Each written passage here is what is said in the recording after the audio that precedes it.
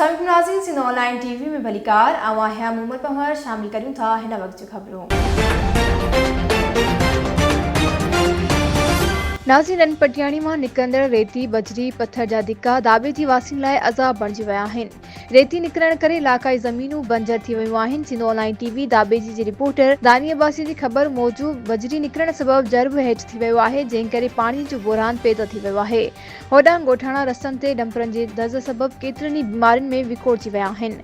गुज़िरियल 10 सालनि खां सोढो सूंगरो नाले बास शख़्स जी सरबराहीअ में सवें रेती बजरी ऐं पत्थर जा डंपर जेके रेलवे पुल नंबर 55 तां गुज़रनि था, मुज़करा पुल ढहण सबब हज़ारे जानियूं ज़ाया थियण जो इम्कान आहे।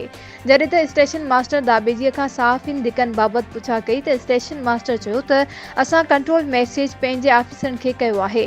इलाइक़े वासियुनि रेलवे जे वज़ीर GM railway DS Karachi DAN Karachi खां मुतालबो कयो आहे त धिका माफ़िया ख़िलाफ़ क़दम खणी इंसानी जानियूं ज़ाया थियण खां बचायूं वञनि।